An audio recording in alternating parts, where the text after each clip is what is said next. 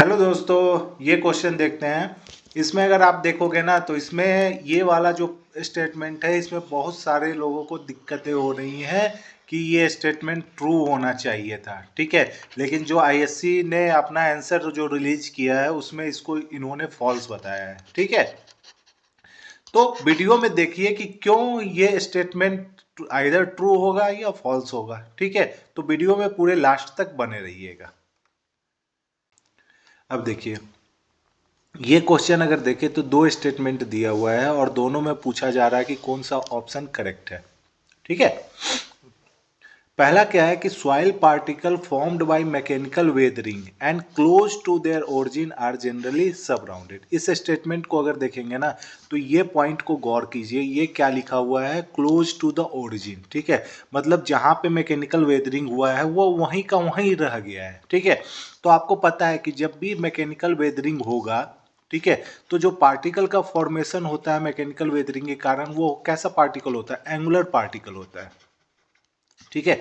जब पार्टिकल का आपका मैकेनिकल वेदरिंग के थ्रू अगर फॉर्मेशन होगा सॉइल पार्टिकल तो वो एंगुलर होता है, ठीक है, एंगुलर होगा। और जब यह पार्टिकल का ट्रांसपोर्टेशन होता है, ठीक है, ट्रांसपोर्टेशन बाय विंड, ठीक है, या रिवर, ठीक है, विंड और रिवर के थ्रू जब ट्रांसपोर्टेशन होता है तो जो एंगुलर पार्टिकल्स होते हैं, जो उसके शार्प एजेस होते हैं, वो ब्रेक डाउन कर जाते हैं एक दूसरे के साथ टकराने के कारण, ठीक है, जिसके कारण पार्टिकल आपका राउंडेड या क्या हो जाता है, सब राउंडेड टाइप के आपके पार्टिकल डेवलप होते हैं। लेकिन यह कब डेवलप होगा, जब पार्टिकल का ट्रांसपोर्टेशन होगा तब। जब तक ट्रांसपोर्टेशन अगर नहीं होता है पार्टिकल आपका एंगुलर ही रहेगा, इसलिए ये ऑप्शन क्या हो जाता है, फॉल्स हो जाता है, ठीक है ना।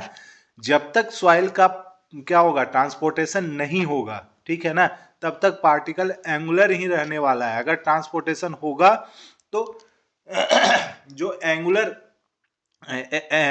जो प्रोजेक्टेड पार्ट है वो एक दूसरे में बियर एंड टीयर के कारण क्या होंगे, टूटेंगे और पार्टिकल आपका क्या बनेगा, राउंडेड या सब राउंडेड।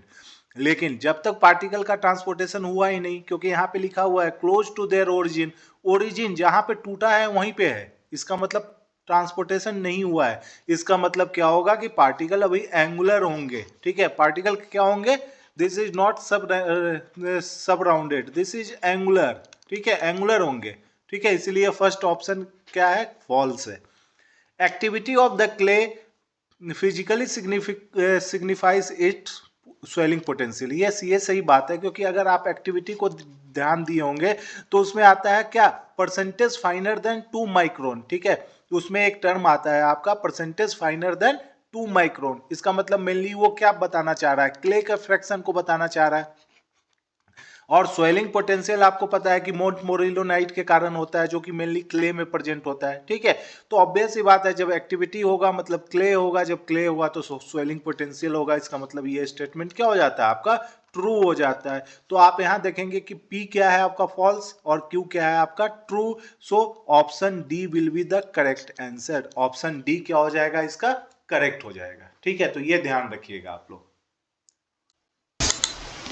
हाँ, और अगर आपको मेरी बातों पे अगर विश्वास नहीं हो रहा होगा अभी के केस में, तो मैं आपको बताना चाह रहा हूं कि गोपाल रंजन जो वाली बुक है, that is basic and applied soil mechanics, ठीक है, वो जो गोपाल रंजन की बुक है वो सभी के पास होगी, ठीक है।